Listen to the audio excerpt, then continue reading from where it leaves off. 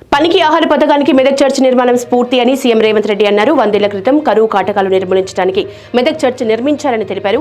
Christmas సందర్భంగా మెదక్ చర్చిలో జరిగిన ప్రత్యేక ప్రార్థనల్లో సీఎం, మంత్రులు పాల్గొన్నారు. క్రైస్తవులకు క్రిస్మస్ శుభాకాంక్షలు తెలిపారు. చర్చ్ ఆవరణలో అభివృద్ధి పనుల్ని సీఎం ప్రారంభించారు. 100 ఏళ్ల చరిత్ర ఉన్న మెదక్ చర్చిలో క్రిస్మస్ వేడుకల్లో పాల్గొనడం ఆనందంగా ఉందని సీఎం రేవంత్ చెప్పారు. రాజ్యాంగ నిర్మాత డాక్టర్ బిఆర్ అంబేద్కర్ స్ఫూర్తితోనే బీజేపీ ముందుకు వెళ్తుందని కేంద్ర మంత్రి కిషన్ రెడ్డి అన్నారు. బీజేపీ స్టేట్ ఆఫీసులో వాజ్పేయి శత జయంతి వేడుకల్లో ఆయన పాల్గొని మాట్లాడారు. అంబేద్కర్ ని అడుగడుగునా అవమానించిన కాంగ్రెస్ కి ప్రజాస్వామ్యం గురించి మాట్లాడే నైతిక హక్కు లేదన్నారు. బతికున్నంత కాలం అంబేద్కర్ ని అడుగడుగునా అడ్డుకున్న పార్టీ కాంగ్రెస్ అని విమర్శించారు. సంధ్య థియేటర్ తొక్కిసలాట ఘటనలో బాధిత కుటుంబానికి 2 కోట్ల సాయాన్ని అందజేయనున్నట్లు నిర్మాత అల్లు అరవింద్ తెలిపారు. కిమ్స్ హాస్పిటల్లో చికిత్స పొందుతున్న బాలుడు శ్రీతేజ్ ని పరామర్శించిన అనంతరం ఆయన ప్రకటించారు. నటుడు అల్లు అర్జున్ తరపున ₹1 కోటి, పుష్ప 2 నిర్మాతలు, దర్శకుడు సుకుమార్ చెరో 50 లక్షలు ఇవ్వనున్నట్లు తెలిపారు. సంబంధిత చెక్కుల్ని దిల్ రాజుకి అల్లు అరవింద్ అందజేశారు. తెలంగాణ సీఎం రేవంత్ రెడ్డితో తెలుగు సినీ ప్రముఖుల భేటీకి ముహూర్తం ఖరారైంది. గురువారం రోజున సీఎం రేవంత్ రెడ్డితో సినీ ప్రముఖులు భేటీ కానున్నారు. ఈ మేరకు Telangana film development corporation chairman Dil Raju వివరాలు వెల్లడించారు. గత కొంతకాలంగా చోటు చేసుకుంటున్న పరిణామాలు, సంధ్య థియేటర్లో తొక్కిసలాట ఘటన, అనంతర పరిణామాల నేపథ్యంలో సీఎం రేవంత్ రెడ్డితో సినీ ప్రముఖుల భేటీ కానుండటం ప్రాధాన్యత సంతరించుకుంది. సీఎం రేవంత్ రెడ్డి సర్కార్ మహిళల్ని నమ్మించి మోసం చేసిందని బీఆర్ఎస్ ఎమ్మెల్సీ కల్వకుంట్ల కవిత ధ్వజమెత్తారు. కాంగ్రెస్ పాలనలో క్రిస్మస్ గిఫ్ట్, రంజాన్ తోఫా, బతుకమ్మ చీరల పంపిణీ ఎగిరిపోయాయని ఆమె ఎద్దేవా చేశారు. మెదక్ చర్చిని సందర్శించిన అనంతరం ఆమె మాట్లాడుతూ మహిళలకు నెలకు 2500 ఇస్తామని సీఎం ప్రకటిస్తారని, మహిళలకు ఎంతో ఆశించారని అన్నారు. కళ్యాణ లక్ష్మితో పాటు తులం బంగారం ఇస్తామని ప్రకటన చేస్తారని ఊహించారని, కానీ ప్రభుత్వం నుంచి ఎటువంటి ఆలోచన చేయటం లేదని చెప్పారు.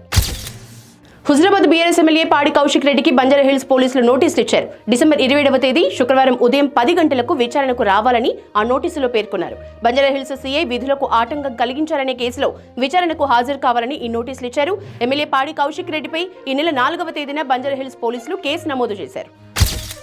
ఏపీ సీఎం చంద్రబాబు ఢిల్లీలో ప్రధాని నరేంద్ర మోదీతో సమావేశమయ్యారు. రాష్ట్రానికి రావాల్సిన నిధులు, పలు అభివృద్ధి పనులపై సుదీర్ఘంగా చర్చించారు. అంతకుముందు బీజేపీ జాతీయ అధ్యక్షుడు జేపీ నడ్డా, కేంద్ర హోంమంత్రి అమిత్ షాతో చంద్రబాబు భేటీ అయ్యారు. ఆ తర్వాత నడ్డా నివాసంలోనే కేంద్ర ఉక్కు శాఖ మంత్రి కుమారస్వామి, సీఎం కలిశారు. విశాఖ ఉక్కు పరిశ్రమను గట్టెక్కించడంపై చర్చించారు. అనంతరం రైల్వే శాఖ మంత్రి అశ్విని వైష్ణవ్ భేటీ అయిన చంద్రబాబు రైల్వే జోన్ సహా రైల్వే ప్రాజెక్టుల అభివృద్ధి అంశాల్ని చర్చించారు. ప్రముఖ శైవ క్షేత్రం శ్రీశైలంలో జనవరి 1న సర్వదర్శనాలు, ఆర్జిత అభిషేకాల్ని నిలిపివేస్తున్నట్లు ఆలయ అధికారులు ప్రకటించారు. న్యూ ఇయర్ సందర్భంగా భక్తుల రద్దీ అధికంగా ఉంటుందన్న అంచనాలతో ఈ నిర్ణయం తీసుకున్నారు.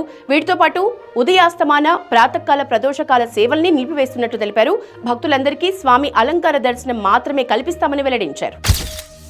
సంధ్య థియేటర్ ఘటన నేపథ్యంలో మా అసోసియేషన్ అధ్యక్షుడు మంచు విష్ణు కీలక ప్రకటన చేశారు. ప్రభుత్వాల మద్దతుతోనే చిత్ర పరిశ్రమ ఎదిగిందని అన్నారు. ప్రతి ప్రభుత్వంతో పరిశ్రమ సత్సంబంధాల్ని కొనసాగిస్తుందని, ప్రస్తుత పరిస్థితుల నేపథ్యంలో సున్నితమైన విషయాలపై మా సభ్యులు స్పందించవద్దు అని కీలక రిక్వెస్ట్ చేశారు.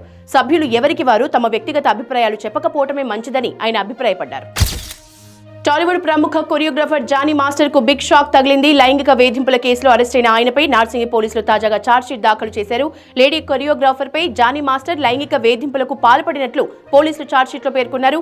జానీ మాస్టర్ తనని లైంగికంగా వేధిస్తున్నాడంటూ ఆయన దగ్గర పనిచేసే అసిస్టెంట్ కొరియోగ్రాఫర్ పోలీసులకు ఫిర్యాదు చేయడంతో ఆయన అదుపులోకి తీసుకున్నారు పోలీసులు. తాజాగా ఇదే కేసులో ఆయనపై పోలీసులు ఛార్జ్షీట్ దాఖలు చేయడం ఆసక్తికరంగా మారింది.